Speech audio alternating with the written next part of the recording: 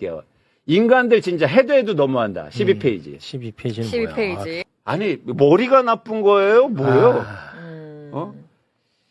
자, 이 얘기를 우리가 계속해야 돼요. 진짜 중요한 기간이에요. 지금 6월부터 7월까지 정책과 세금이 준비되는 기간이에요. 논의해서 아까 대통령이 얘기했잖아요. 얘기했었죠. 네. 여기서 밀리면 끝이야. 끝입니다. 진짜. 기회는 진짜 없습니다. 네. 그거는. 그래서 우리가 이 얘기를 계속 할 거예요. 네. 근데 이 얘기를 할 수 있는 곳이 유일하게 이 공간밖에 없어요. 아, 네, 그래서 매불쇼만. 네. 매불쇼는 계속해서 욕만 먹고 있습니다. 네, 죄송합니다, 제가. 자, 오늘 주식이 굉장히 많이 떨어졌나 보군요. 제가 사니까 떨어지죠? 뭐야, 샀어 또? 제가 안 샀잖아요. 샀어요. 샀어, 또? 최근에. 아니, 그렇게 고집불통이더니 또 샀어? 샀어요. 무슨 요일에 사신 거예요? 금요일날 떨어지길래. 아니, 그렇게 고집불통이더니 어떻게 금요일에 또 딱 사가지고 오늘 또 폭락장을 맞이하셨어요? 폭락장이어가지고 아침에 좀 어지러질 하더라고요. 아우, 씨, 어지러워. 아니, 그렇게 고집불통. 금요일에 또 사셨어? 금요일에 떨어지길래. 와, 대단한 분이 여기 또 살고 네, 계십니다. 여러분. 자, 여러분. 자, 그러면 주식은 도대체 왜 이렇게까지 폭락한 것이며, 네. 이 흐름은 또 언제까지 갈 것이며, 앞으로 어떻게 또 대응을 해야 될 것인지 관련한 이야기. 끝없이 추락하는 주식시장. 모두가 공포에 질려 있을 때 누군가는 소리 없이 기회를 준비하고 있습니다. 대체 왜 이런 폭락이 시작되는지, 이 흐름이 반전되는 결정적 타이밍은 언제인지 궁금하지 않으신가요? 남들 다 패닉에 빠져 던질 때 우리는 어떻게 살아남아 수익을 낼 수 있을지 그 비밀을 바로 공개합니다. 어서 오십시오. 네, 안녕하세요. 박희성입니다. 고맙습니다. 네, 안녕하세요. 자, 그리고 부동산 관련 내용이 오늘 기자회견에서 굉장히 중요하게 다뤄졌거든요. 부동산 관련해서 이광수 대표님, 어서 오십시오. 안녕하세요. 네, 안녕하세요. 고맙습니다. 고집불통이 또 이번에 샀네. 그걸 못 그 참고. 재밌는 친구네, 이 친구. 그걸 못 참고. 근데. 네. 한 1년을 버텼거든요. 총알 마련해 놓고 더 떨어지면 주우면 되잖아요, 이제. 아니, 일단은 네. 오늘 어떤 상황이에요? 왜 제가 지금 떨어지는 확인을 거예요? 못 해가지고. 네, 오늘은 코스피가 7,484, 예? 7,400이요? 예, 코스닥은 911로 마감해서 코스피가 마이너스 8.29%, 진짜 많이 떨어졌네. 코스닥은 마이너스 9.08% 떨어졌습니다. 8%가 떨어졌어요. 네, 그리고 이제 장중에 고점이 8,048이었으니까 장중 낙폭이 제일 크게 벌어졌을 때가 600이에요. 600포인트. 어마어마한 사실은 이제 현기증 나는 장세. 와, 엄청나다, 예, 변동성이. 그리고 사실상 뭐 변동성도 컸고 일단 뭐 종가 기준으로 와. 거의 8, 9% 떨어졌으니까요. 사실상 뭐 좀 굉장히 큰 폭으로 뭐 폭락 수준으로 좀 오늘 떨어진 날이다 이렇게 보셔도 됩니다. 근데 그 얘기를 좀 이제 집중적으로 해볼게요. 왜 떨어졌어? 네. 갑자기? 왜? 일단은 떨어질 거라고 예상되는 지표들은 좀 있었어요. 뭐냐면 우리 장 열리기 전에 일단 글로벌리하게 특히 이제 미국에서 떨어진다 이렇게 좀 예고편이 많이 나왔습니다. 그랬어요. 일단은 그 예고편을 하나의 단어로 축약하자면 금리 인상 우려. 금리 인상 우려. 예, 잘 들어주시면 좋겠어요. 네. 금리 인상이 아니고 우려입니다. 우려를 제가 좀 우려. 붙입니다. 제 개인적으로 우려 붙여야 됩니다. 시장은 아주 웃겨. 우려인지 우려인데. 뭔지 이런 거 맛 중요해. 네. 그러면 왜 금리 인상 우려를 사람들이 하게 됐을까? 지난 주말 사이에 말이죠. 일단은 여러 원인이 있지만 가장 중요하고 직접적인 원인은 미국에서 나온 여러 가지 지표 중에서 고용 지표가 나왔는데 네. 5월 달 고용 지표가 나왔어요. 근데 생각보다 너무 잘 나온 거예요. 너무 좋구나.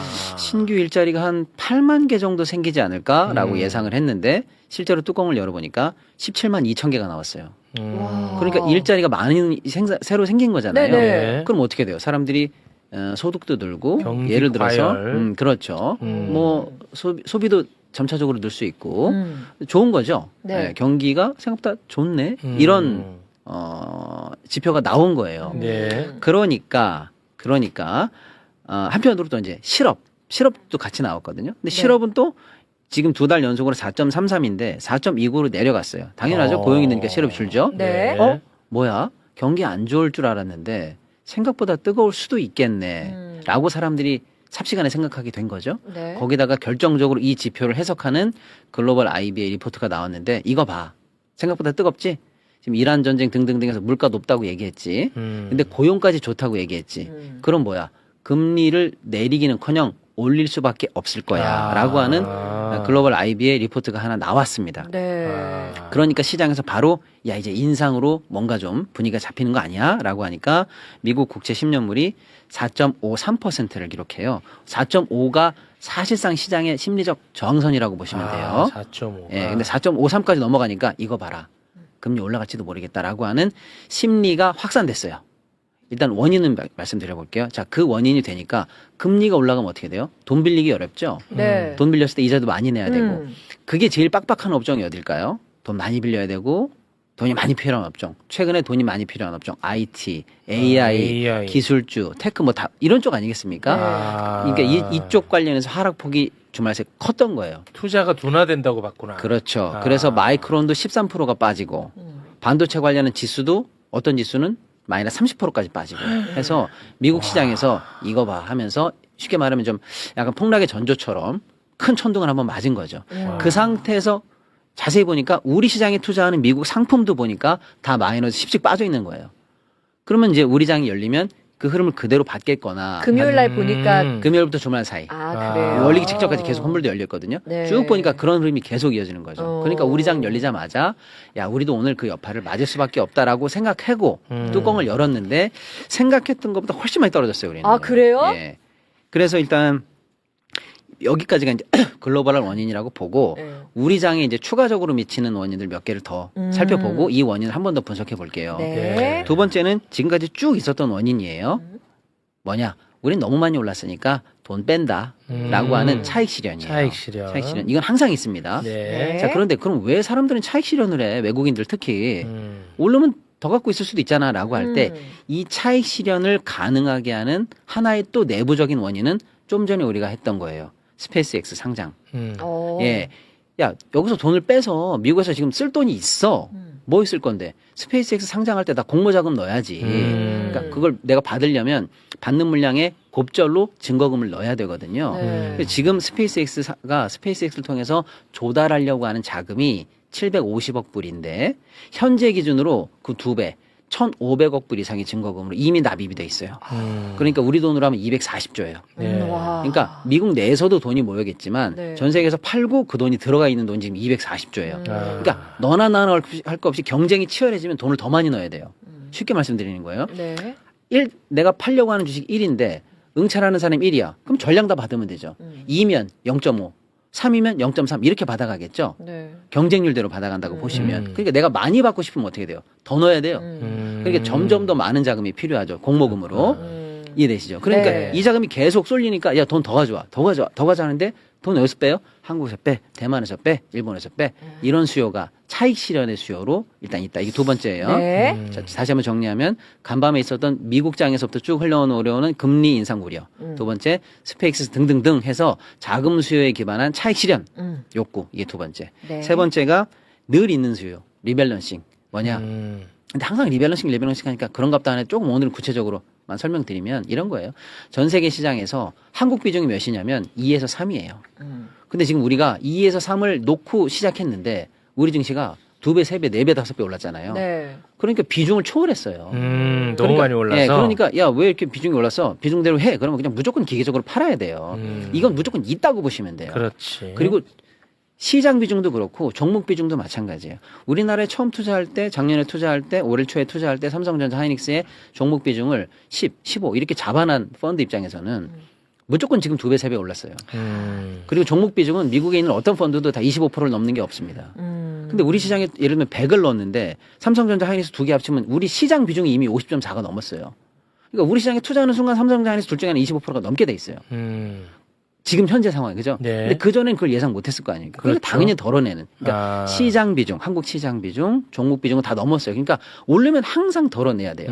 이게 세 번째 리밸런싱. 네, 리밸런싱. 네 번째가 환율이에요. 환율. 환율이 간밤에 주말 사이에 1,560원을 터치했습니다. 1,560. 굉장히 높은 구간으로 가 있죠.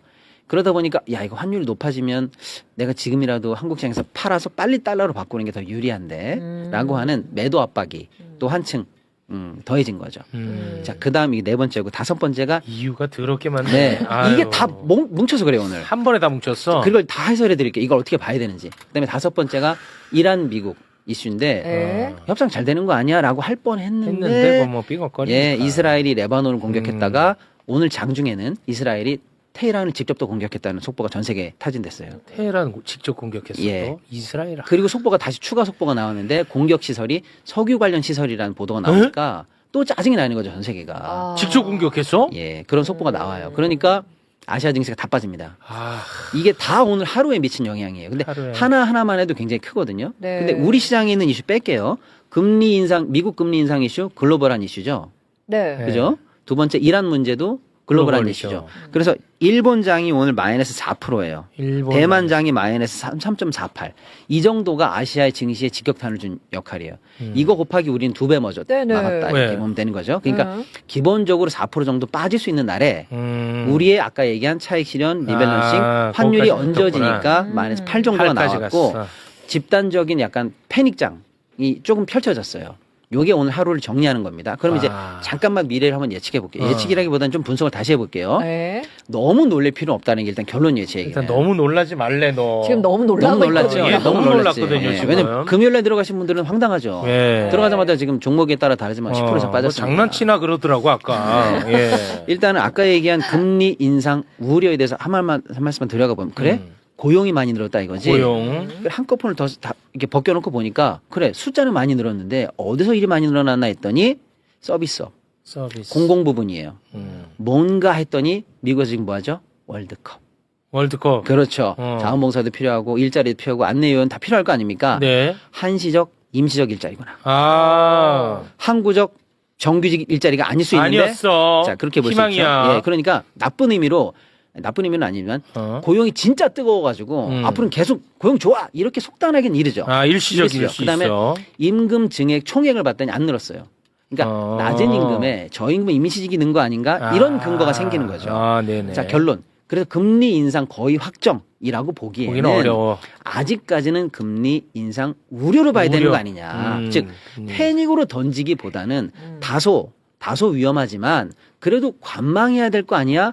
라고 하는 스탠스가 어떤가라는 거가 반론이 계속 지금 제기되는 중입니다. 네. 자, 두 번째 반도체발 우리 시장에 대한 차익 실현. 아, 아까 차익 뭐라고 실현. 했어요? 돈을 빼서 스페이스 상장도 가야지 이런 돈이 필요하니까 많이 뺀다고 했잖아요. 네. 스페이스 상장 아까 다른 선생님 말씀 주셨지만 10일에 끝입니다. 아, 그렇습니다. 그쵸. 일단은 끝나요. 일단 네. 끝나. 물론 끝나도 아까 이선 씨처럼 나 살래 이런 분들은 사겠지만 공모에 들어간 자금만큼은 여유가 생기죠. 그렇지. 네. 한 절반쯤 되죠. 그렇죠. 자기가 분양받은 거 빼고는 낙찰받은 거 빼고는 빠지잖아요. 네. 적어도 차익 그 공모 때문에 쭉 빨렸던 돈은 일단 멈추고 어느 정도 낙찰된 금액을 제외한 나머지는 그다음에 여유가 조금 생깁니다. 네. 그죠? 이것도 그러니까 어쩌면 리스크가 제한적이고 기한이 정해져 있는 정해져 거죠. 있는 리스크. 그럴 수 있죠. 그런 측면이 있다는 겁니다. 네. 세 번째로 우리 시장에 대한 리밸런싱인데요. 아까 얘기했죠. 오르면 덜어내야 돼. 비중이 있으니까. 근데 지금 다소 조정이 있죠. 네. 역설이에요. 오르면 덜어내야 되지만 지금처럼 예를 들어 훅 빠졌어. 아. 그럼 매도 압박은 또 줄어요. 줄어드네. 그렇잖아요. 비중 그렇지. 밑으로 가 있잖아요. 어. 상대적으로. 좋아. 그러니까 이것도 어쩌면 밸런스 게임 같은 거지만 우리 시장에 대한 대탈출이야. 이건 아니단 그건 말이에요. 아니에요. 그러니까 일희일비할 수 있는 그런 요인이지 네. 항구적인 요인은 또 아닐 수 있잖아요. 오늘 떨어졌으니까 내일 덜 팔겠지. 이렇게 생각해도 된다는 거잖아요. 아쉬운 역설이긴 합니다만. 네. 자, 그다음에 네 번째가 환율이에요. 환율. 환율이 계속 높아지는 이유는 아까처럼 외국인들이 팔고 나가면서 환전했기 때문이에요. 아. 다른 이유 없어요. 대통령도 오늘 관련해서 예, 얘기를 그 했습니다. 무조건입니다. 우리 시장이 나쁘고 한국 경제가 틀려서 탈출하는 게 아니거든요. 오직 외국인 매도세로 인한 환전 때문이에요. 역설이네. 예, 그런데 이거를 못 받을 상황이냐 우리가 아니에요. 지금 무역 흑자 많고요. 경상 흑자 많아요. 그리고 우리도 환전 안 하는 대기 수요가 많아요. 무슨 말씀이냐면 근본적으로 그거 누를까라고 마음 먹으면 누를 정도는 됩니다. 근데 지금 그걸 개입을 안 하고 있었던 하고 거예요. 있는 거예요. 왜 안 했을까요? 그러면 7월 달에 우리 환 시장이 24시간 체제로 바뀌어요. 연중 무휴로 바뀝니다. 1년에 이틀 빼곤 다 해요. 지금은 그게 아니었거든요. 주말도 쉬고 빨간 날 다 쉬고 낮에만 하거든요. 이 시장을 사실상 24시간 연중 무휴 시장으로 7월부터 바뀌어요. 네. 그건 나중에 얘기하고요. 바뀌면 지금은 밤에 일부 투기 세력들 전문가들이 막 밤 시장을 막 좌지우지하는데 아. 이제 완전한 오픈 시장으로 바뀌어 버리면 새로운 한국 시장의 환율에 제대로 된 컨센서스 레벨이 어디로 잡힐지 아직 미정이죠. 네네. 이해되시죠? 네. 완전히 오픈되고 나면 지금 한국 시장이 1540이 컨센일까? 1510일까? 아리까리하단 말이에요. 그게 미정이라서 당국이 쉽게 말하면 방어선을 설정을 못해서 잠깐 구두로 말로만 개입하고 있었지. 그렇잖아요. 우리가 1530에 막을 거라 딱 했는데 시장 컨센이 1520이야. 그럼 그동안 막은 이유는 의미가 아깝잖아요. 없었지. 어차피 내려갈 아깝지. 거였고. 그렇지. 그다음에 거꾸로 위로 간다 그러면 이것도 버리는 돈이거든요. 그래서 잠시 멈칫한 거라고 시장이 본 거거든요. 네. 근데 멈칫한다는 느낌이 드니까 오히려 환율은 더 밀어붙일 수 있는 거죠. 투기 세력 입장에서는요. 그런데 이제 그 멈칫이 7월 달까지 기다리기에는 지금 너무 급하게 올라가고 있으니까 당국이 개입을 한다는 말을 계속하고 있는데 어저께는 비상대책회의를 하면서 얘기를 했고 오늘 대통령이 또 얘기를 했거든요. 그래서 오늘 낮 1시 12시부터 속보가 나오는데 드디어 국민연금이 환해지를 시작했습니다. 환율에 총알로 개입하기 시작했어요. 네, 이러면 이제 하락 압박이 환율 하락 압박이 실제로 실탄으로 개입이 되거든요. 자, 이 모든 걸 다 종합해 볼게요. 네. 내려간 이유를 설명드렸죠. 그렇습니다. 그 이유마다 다르게 해석할 포인트도 있지 않아요? 있네. 우려도 우려에 그칠 만한 이유가 있고 차익 실현도 스페이스 항상 끝나고 나면은 공모자금 그나마 여유가 좀 생기고 네. 외국인 차익도 매도세가 줄 수 있으면 이제 덜 덜어내도 되고 그렇기 때문에 환율도 저절로 떨어지지만 이제 실탄 개입이 들어가니까 환율 압박도 좀 덜 할 수 있죠. 제 말씀은 우리가 너무 급하게 올랐기 때문에 오늘 이렇게 5-6가지 이유로 폭탄적으로 매도를 맞을 수는 있어요. 네네. 그런데 이거를 패닉으로 보고 우리 시장이 꺾였다고 보고 과도하게 모두 다 투매에 나설 상황은 아니다. 다만 빨리 올라갔기 때문에 나는 조정 좀 할 거야. 나는 이 정도면 리스크 관리할래라는 합리적인 판단은 괜찮아요. 네. 개인에 따라서. 근데 시장이 꺾였다. 오늘 기사 보세요. 이제 뭐 다 날아간다. 투매 큰일 났다. 한국장 다 꺾이나. 이런 이유는 아닐 수 있다. 그건 아닐 수도 있다. 그래서 조금 더 관망하면서 리스크 관리해 가면서 보셔도 된다 정도까지는 좀 해석해도 종합적으로 볼 좋겠다. 필요가 있겠네요. 그러니까 알겠습니다. 이제 시동 안정제 딱 맞은 느낌. 좀 맞았어요? 좀 안정돼요? 안정됐어요. 조금 안정됩니다. 네. 아유, 그런 다행이네. 날 뻔. 네. 자, 일단은 뭐 내일까지는 조금 한번 지켜봐야 될 것 같아요. 그 왜 가만히 있다가 또 금요일에 들어왔어? 아유, 참 너 때문에 아주 신경 많이 쓰이네. 네. 알겠습니다. 자, 그럼 이제 부동산으로 한번 가볼까 하는데요. 이번 6.3 지방선거, 특히 서울시장 선거 결과의 대역전극 이면에는 결국 수도권의 무서운 부동산 민심이 따리를 틀고 있었다는 분석이 쏟아지고 있습니다. 겉으로는 정치적 선택 같아 보이지만 그 본질은 내 집값과 세금, 그리고 생존이 걸린 유권자들의 처절한 소리 없는 아우성이었던 셈이죠. 도대체 이번 선거 결과가 앞으로 수도권 부동산 공급과 규제에 어떤 대격변을 몰고 올 것인지, 그리고 혼돈의 장세 속에서 우리는 어떤 생존 전략을 짜야 할지 지금 들어보시죠. 부동산 관련해서 오늘 기자회견에서 이재명 대통령이 입장을 또 밝힌 게 있거든요. 이어폰을 착용해 주시고 영상 함께 보고 오겠습니다. 이번 6.3 지방선거에서 특히 서울시장 선거 결과는 수도권 부동산 민심이 반영됐다는 평가가 있습니다. 부동산 투기 공화국을 탈피하는 게 이 나라가 살아가는 길이다. 2022, 23, 24년 이 3년 동안에 공급이 확 줄었어요. 이걸 속도를 내서 좀 빨리 해야 되겠다.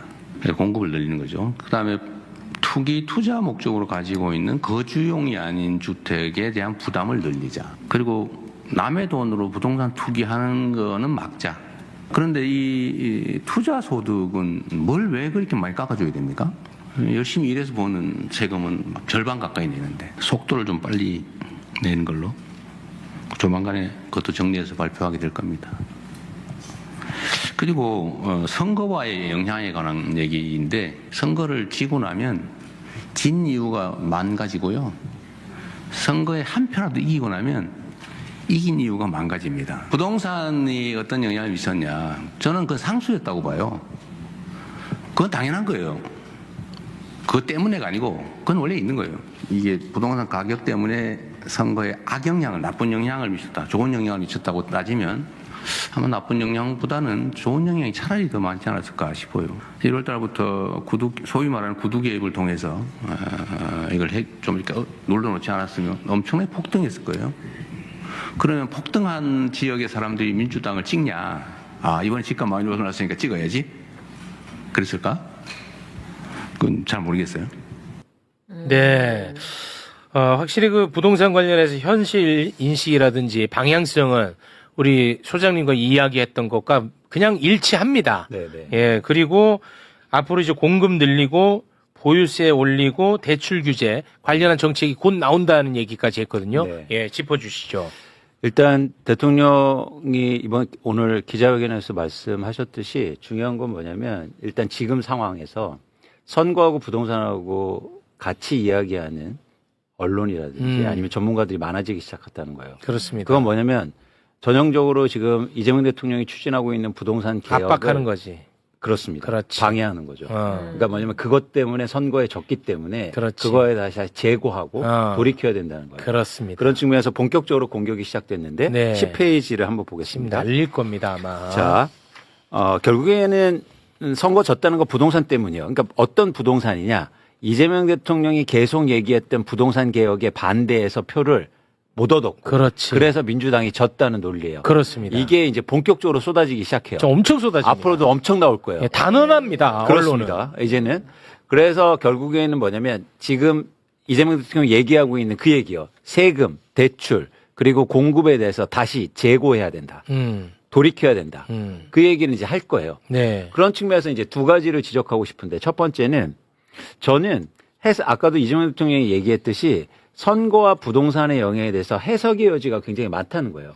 그래서 오늘은 전 선거 전문가나 여론 전문가는 아니지만 전 숫자 전문가입니다. 네. 애널리스트이기 때문에. 네. 그래서 이번 선거를 통해서 과연 부동산이 직접적으로 큰 영향을 미쳤는지 선거에 네. 그리고 또 하나 뭐냐면 진짜 민주당이 진 이유를 한번 제 나름대로 분석을 해봤어요. 좋아요. 그 얘기를 좀 해드릴게요. 네. 자, 1번부터 차례대로 숫자를 보는 게 여러분 같이 숫자를 보는 게 되게 중요합니다. 같이 저희가 그러니까 이렇다더라 저렇다더라 썰 말고 숫자를 얘기할게요. 객관적 데이터로 자, 갑니다. 좋습니다. 1번을 볼게요. 이건 결정적으로 정원호 후보가 오세훈한테 서울시장에서 진 이유입니다. 그건 강남 3구를 중심으로 해서 강남구, 서초구, 송파구, 용산구, 강동구에서 표초가 너무 크게 났어요. 네. 그런데 이 지역의 공통점은 뭐냐면 최근에 집값이 많이 오른 지역이에요. 그렇죠. 그래서 네네. 어떻게 해석되냐면 앞으로 세금 많이 낼 것 같으니까 쉽게 말해서 오세훈 후보를 지지했다는 거예요. 그리고 또 재건축 재개발 규제 완화해 준다고 하니까 오세훈 후보를 지지를 많이 했다는 거죠. 네. 이 논리입니다. 이것만 네. 보면. 예. 다음 장을 볼게요. 언론이 그렇게 얘기한다는 거예요. 자, 그렇습니다. 다음 장을 보면 이 지역은 정원호 후보의 우세 지역이에요. 자, 성북구, 중랑구, 광남구, 강서구, 은평구는 전통적으로 민주당의 지지층이 높은 지역이죠. 네. 그런데 이 지역에서도 정원호 후보가 이겼어요. 네. 근데 여기서 주목해서 볼 건 뭐냐면 표차가 작게 난다는 겁니다. 그러네. 앞에보다는 적네. 그렇죠? 네, 네. 상대적으로. 네. 그래서 이걸 통합적으로 보면 다음 장을 보면 오세훈 우세 지역과 정원호 후보 우세 지역의 선거인 수를 비교하면 유사해요. 200만 명과 207만 명. 네네. 자, 그렇죠. 네. 그런데 이렇게 해석하는 거죠. 뭐냐면 그러면 아까처럼 오세훈 우세 지역에서 오세훈은 쉽게 말해서 몰표를 받았어요. 네네. 그런데 왜 정원호 후보 우세 지역에서는 몰표를 받지 못했을까? 어. 바로 이 지점인 거예요. 네네네. 그래서 이 지점을 이해하기 위해서 다음 장을 보면 지금 과거하고 달리 한국의 선거 전략의 유효성에 대해서 생각해 볼 필요가 있습니다. 자, 표를 얻는 건 네 구분으로 돼요. 내가 표를 얻는 건. 첫 번째는 부동층을 설득한다. 부동층 설득. 그렇죠, 이거죠. 그리고 두 번째는 지지층을 결집한다. 아, 지지층 결집. 세 번째는 상대 지지층을 시킨다. 네 번째는 이슈 중심으로 설득한다. 네. 근데 첫 번째는 부동층 설득하는 거는 과거 대비해서 현재 유효성은 현저하게 떨어지고 있어요. 왜냐하면 지금의 부동층은 어떤 부동층이냐면 쟤는 부동층이 아니에요.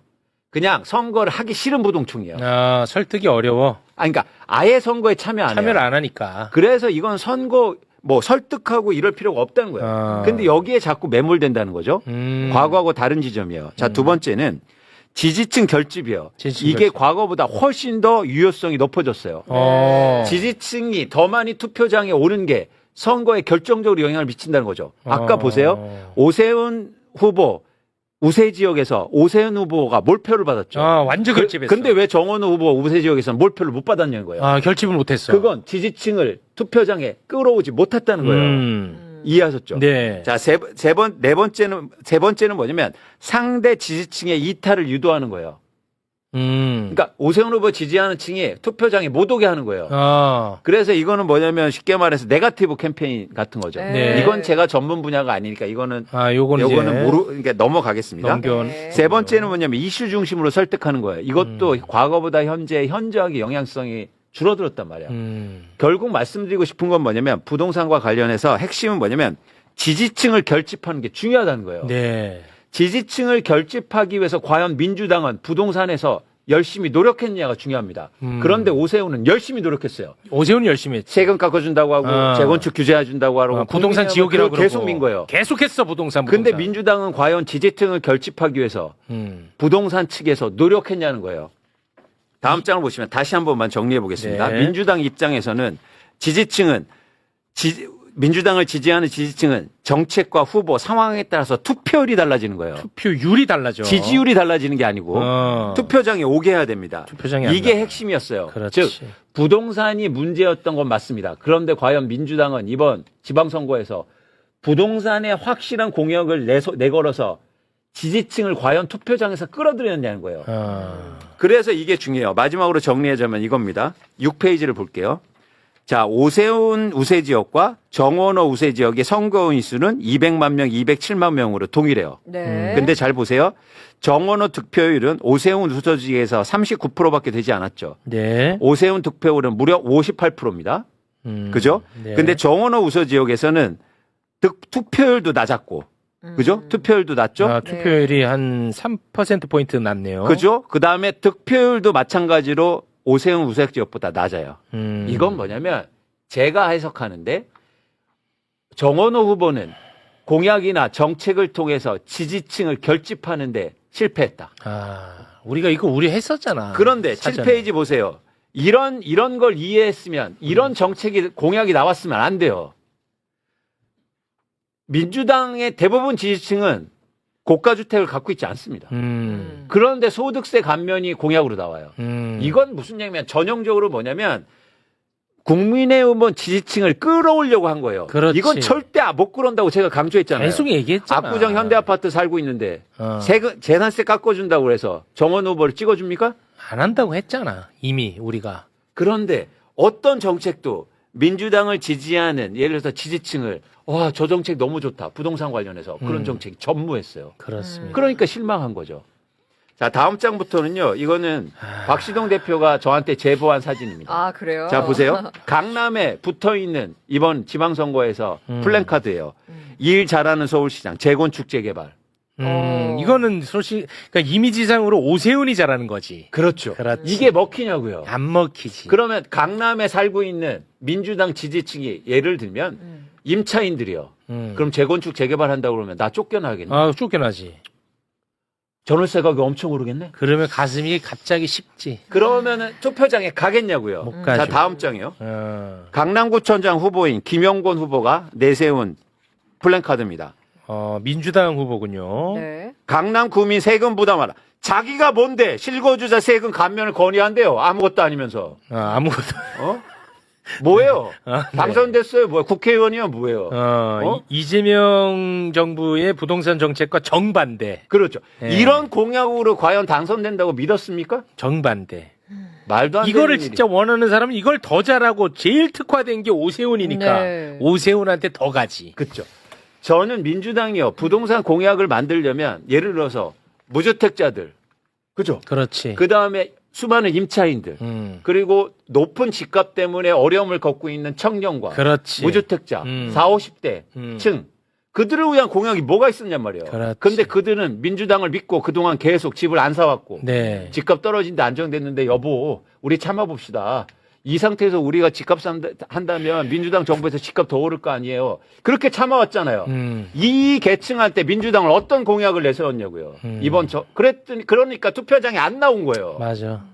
오세훈은 찍을 수 없으니까. 진짜. 이 패배 원인을 모르고 지금 문제가 되게 심각했습니다. 어떤 심각한 점이 나오냐면 이제 일부 집값이 높은 동네에서 민주당이 패배했단 말이에요. 네. 그러면 이게 바로 총선하고 이어져요. 어. 제가 얘기 드렸잖아요. 이런 정책 나오면 항상 무슨 얘기 했습니까? 지방선거 끝나면 나올 거야. 지금 대통령도 그 얘기 하잖아요. 네, 맞아요. 아니요. 지금 국회의원들은 딴 얘기를 하고 있어요. 어떤 얘기입니까? 다음엔 총선이잖아요. 그러면 이제 나오는 부동산 정책이 총선에 영향을 미칠 거잖아요. 그렇죠. 그러면 결사적으로 반대할 가능성이 크단 말이에요. 너무 어려운 이미 싸움. 그런 움직임이 시작됐어요. 어려운 싸움이야. 자, 아유. 자 개인을 비난하고자 하는 건 아닙니다. 그건 우리가 아닙니다. 여기에 답을 들어야 돼요. 자, 그런 거 11페이지. 아니야.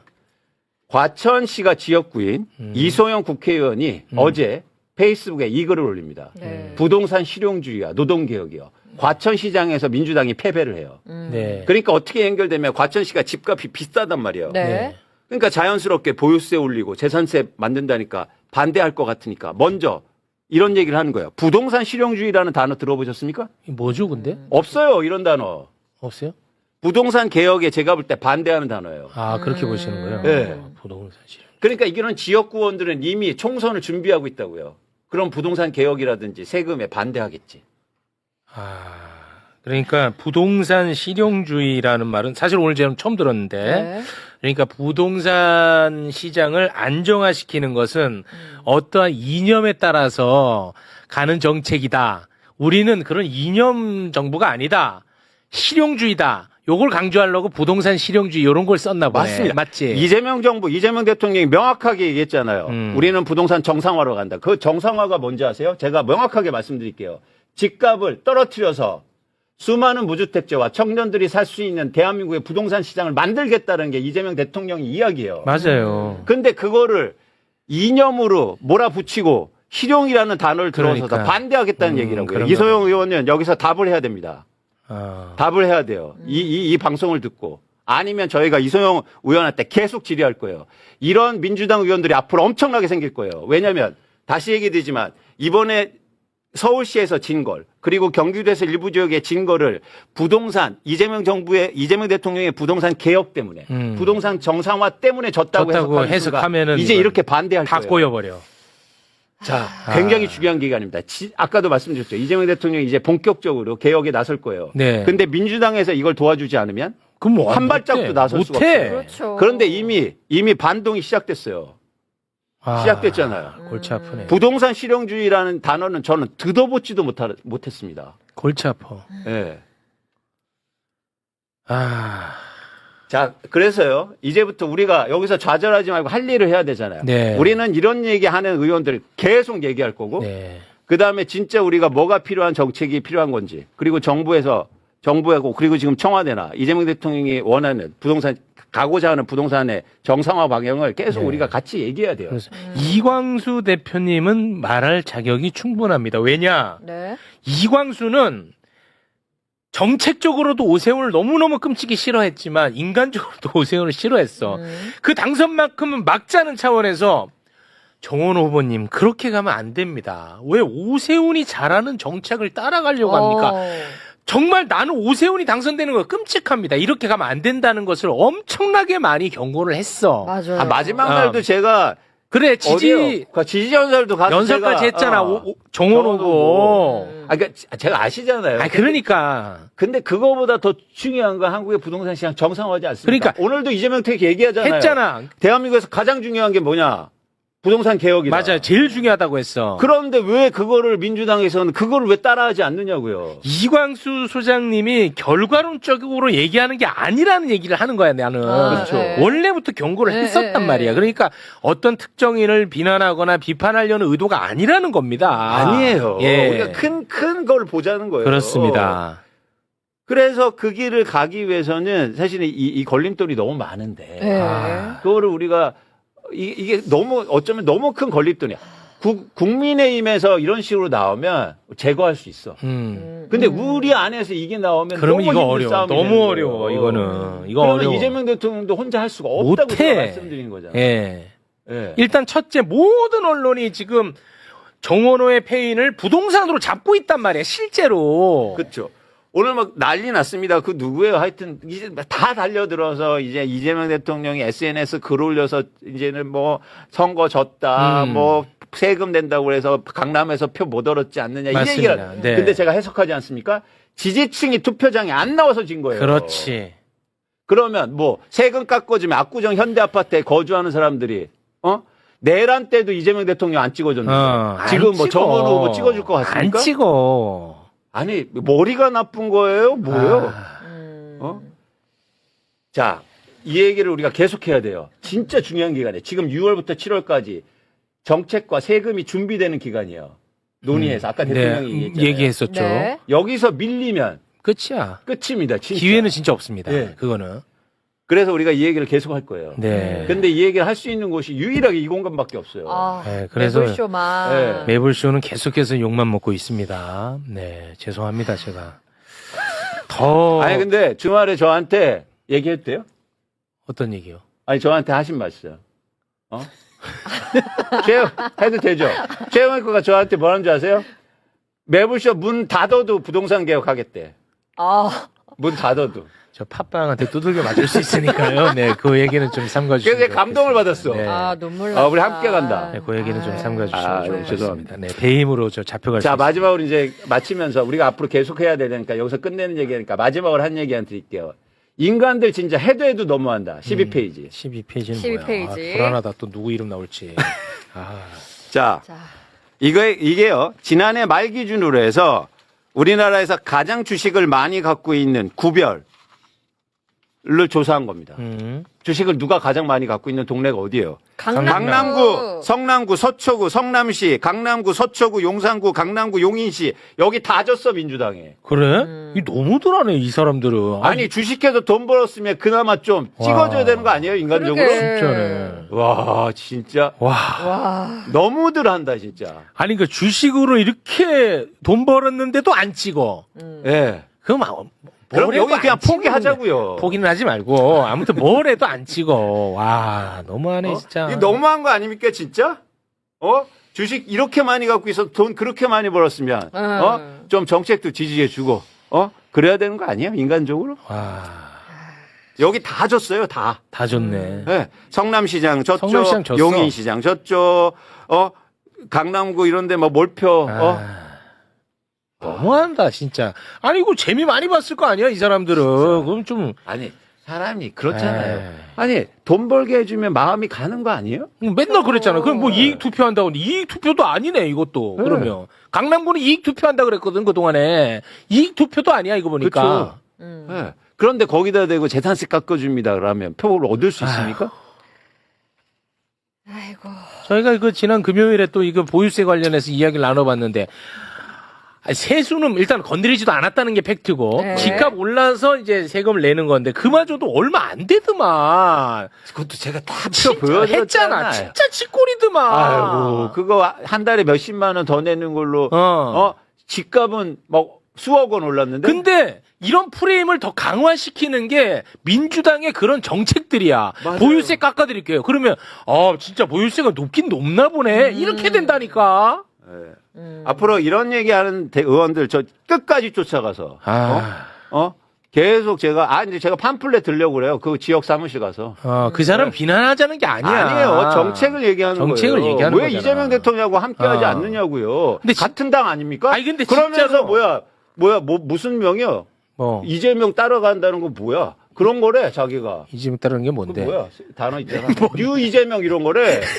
정책은 안 따라하면서 그럼 뭘 따라하겠다는 거예요? 정책 아니고. 정책을 따라가야지. 정책을 따라가야 이재명이죠. 정책을 따라.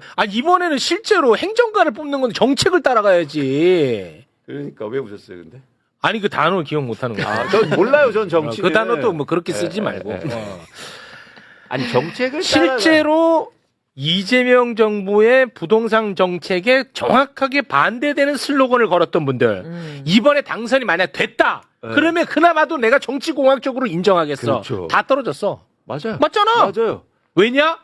민주당 지지하는 사람들이 마음이 식거든. 안 갔어요. 안 가는 거야. 가더라도 구청장은 민주당 찍고 시장은 다른 사람 찍는 거야. 서울시의 50% 이상이 집이 없이 임차인들이요. 그렇지.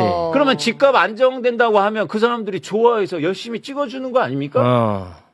왜 그걸 이해 못해요? 진짜 이제 우리 삶이 바뀌겠구나. 그렇죠.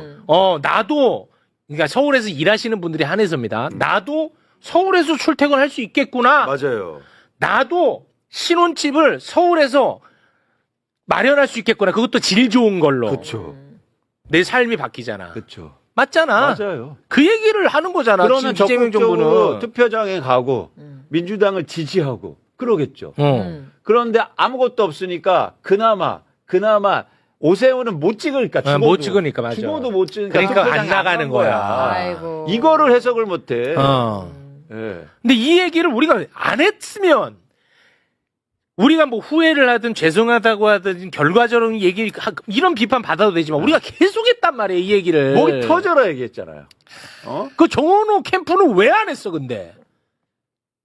아니, 그 지지 선언도 실제로 두 분은 사실 뭐 정치인도 아닌데 그 용기 내야 되는 거거든요. 그렇죠. 누군가에게는 이 버림받는 일이거든, 그렇죠. 지지하는 거. 그렇죠. 그러면은 그 소통이 가능했을 텐데 그거 왜 잘 안 되나 보네. 모르겠습니다. 그건 몰라요? 해석이 안 됩니다. 예. 그래서 근데 과거는 이제 그렇다 치자. 앞으로를 위해서 앞으로 얘기하는 거야, 중요한 거예요. 이것도. 앞으로 그래서 이 앞으로가 더 중요하니까 네. 우리가 함께 이거 바꿔봐야 된다. 네. 그래서 중요합니다 지금 너무너무 중요해. 중요해요 지금. 근데 2개월. 너무 다행인 거는 오늘 이재명 대통령이 맞아요. 정말 정확하게 보고 있더라고. 그렇죠. 그래서 다시 한번 얘기합니다. 이재명 대통령하고 민주당은 같은 길을 가라. 당연하다. 당연하다. 맞아요. 그거는.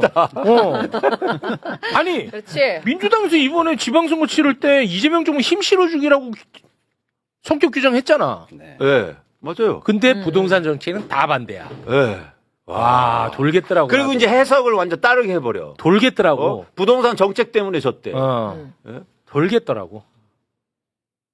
자, 이제부터 시작입니다. 더 열심히 저희가 여러분들 도와주시고 보시는 분들도 동참하신다면. 네. 네.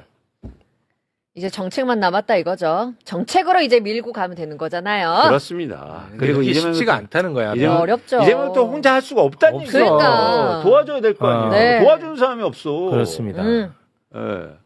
너무 중요한 말씀이시고 시기적으로도 중요하다는 말씀에 또 저도 적극 공감하는 게 네. 사실 이제 정부가 예를 들어 부동산 세제든 뭐 공시지가 유리든 뭐 이런 걸 건드리는 기간이 지금부터 8월 말까지예요. 네. 이걸 지금 정해서 이제 여당에 토스하는 게 국회에 토스하고 협조를 구하는 게 9월부터입니다. 네. 그때 이제 각종 반론들이 막 쏟아지면서 쏟아지겠지. 내용이 막 산으로 가기도 하고 그렇겠지. 뭉개지기도 하고 막 조정이라는 이름으로 네. 이렇게 왔다 갔다 하다가 결국 11월 이쯤 되면 이제 국회에서 방망이 치는 대로 이제 결론이 나기 때문에 끔찍합니다. 지금부터가 사실은 이제 부동산 정책이 어떻게 보면 제일 중요한 진짜 이제 시작된 거야. 근데 진검승부가 시작된 굉장히 거예요. 상황은 안 좋아. 근데 지금 보세요.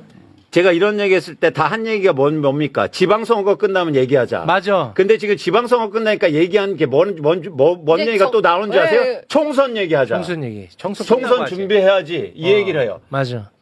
그러면 총선 부동산 끝나고 개혁은 하지. 언제 하자는 거예요? 총선 총선 끝나면 끝나고. 또 대선 얘기할 건데. 그럼 대선만 끝나고. 그러면 안 되네. 그러면은 맨날 실패야. 그러면은 그거 갖고 보수가 또 장난질하고. 그렇죠. 장사 이번에도 졌잖아요. 또 졌잖아. 예. 아니 내란 이후로 해서 서울시장을 뺏기는 게 말이 말이 됩니까? 되냐, 사실. 참 어렵습니다. 네. 뭐 근데 어려운 거 알고 있었으니까 그쵸, 우리는 뭐 그쵸. 쉽다고 생각한 적은 없었잖아, 그렇죠, 솔직히. 그렇죠. 예, 이겨야 된다. 그거는 이겨냅니다. 맞잖아. 네. 이겨내요. 아니 더 힘을 내려고요. 안 되겠어. 안 되겠어. 안 되겠어. 이거는 진짜 안 될 것 같아. 안 되겠어. 네. 진짜 갈 때까지 한번 가보자. 네. 갈 좋습니다. 때까지 가본다. 갈 때까지 가기로 했잖아. 저는 갑니다. 가기로 했어. 저는 가기로 어떠한 비난을 받더라도 네. 이거는 가야 된다. 네. 저는 그렇게 마음을 완전히 단단히 먹었고 아. 내 마음을 먹었다는 것을 내가 사적으로 연락 잘 안 하는데 안 하죠. 얘기하는 거야. 나한테 보내는 거야, 사실. 네. 나한테 나 부끄러우실까봐. 알겠습니다. 고맙습니다. 사진 찍어놨어요. 그렇게까지. 네, 알겠습니다. 근데 아무튼 지금 굉장히 여건은 안 좋아졌어요. 솔직히 말씀드리면. 안 좋아졌죠. 그런데 쉬울 거라고 생각한 사람 없기 때문에 네. 더 힘내서 가도록 하겠습니다. 네. 자, 그러면 두 분과는 여기서 인사를 나누겠습니다.